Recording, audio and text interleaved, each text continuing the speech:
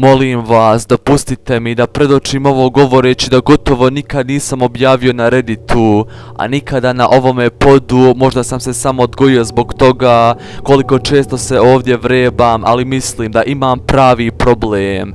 Nisam siguran je li to tačno, razmišljao sam o postavljanju na Let Snow Mead, ali ako se ovdje nešto što vreba ovdje me naučilo, to je da no sleep ima fantastičan osjećaj zajedništva i mislim da mogu ovdje dobiti neku pravu pomoć. Ova vremenska serija događa se prilično i ona je kratka.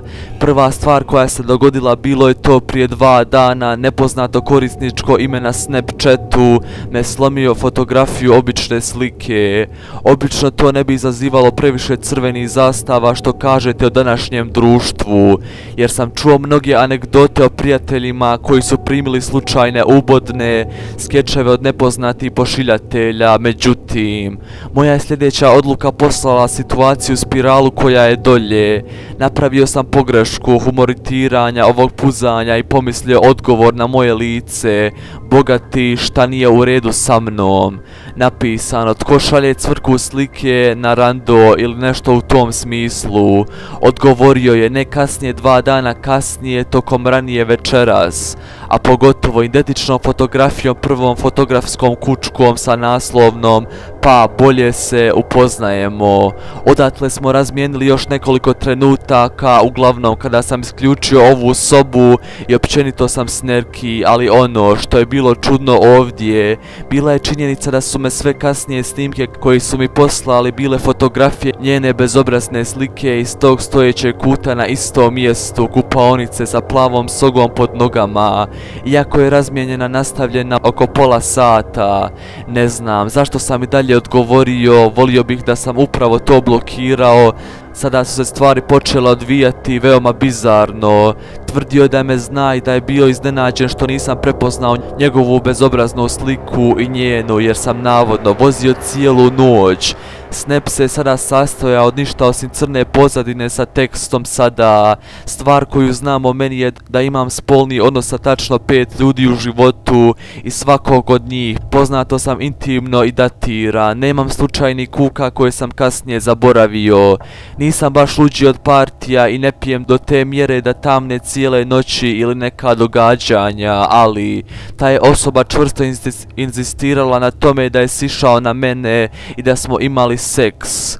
Tvrdio je da se sjeća moje slatke malog slijetanja, u kojem trenutku sam rekao da sam znao da leži samo da bi dobili aktove ili bilo šta drugo, jer se nisam nikada nadao stidno na taj način.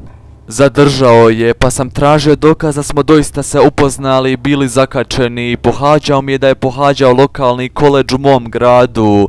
Ispravno nazvao koledž na koje sam ja pohađao.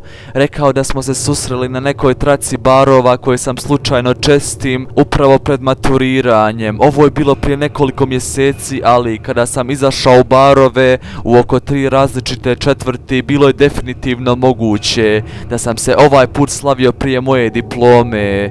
Međutim, nemam apsolutno nikakvo sjećanje nitko da spavam s nekim tijekom tog vremena, mnogo manje od seksa sa njima. Nepoznati Snapchatter tada je ispravno nazvao položaj 3 različita mulja na mom tijelu.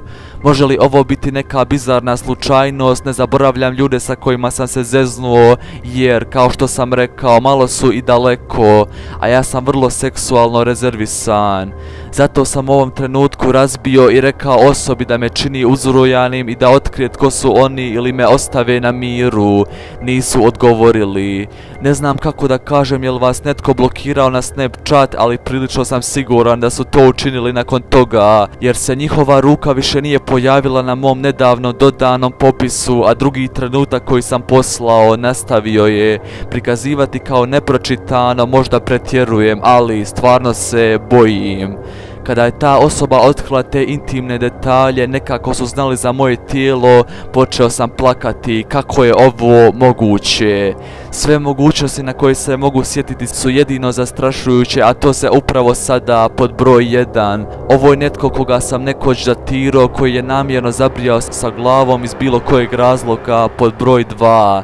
Spavao sam sa nekim u baru, imao 100% nula sjećanja na to. To mi se nikad prije nije dogodilo, ja sam relativno pitom, nikada ne pijem i nikada se nikad, ama baš nisam imao intimni odnos sa nekim nepoznatim ljudima. Bio sam drogiran, jel nešto sa mojom sjećanju u krivu, postoji osoba koja me nekako promatrala dovoljno usko, upoznavala u barovima koje sam često izlazio, kolegi na koje sam pohađao i određene minute aspektne moje fiziologije, kao i moje srednje ime, to je dio moje Snapchat handle. Postoji li mogućnosti da mi neko nedostaje, molim te, pomozi mi, stvarno se bojim. U ovom trenutku ne znam gdje smo drugo se okretali, tko je ta osoba i zašto su namjerno jebeno sa mnom. Nikada nisam zaključao vrata moje sobe, ali večeras mislim da hoću. Žao mi je zbog bilo kakve gramofonske pogreške i podgrešaka, zbunjenosti. Malo sam previše na lijekovima.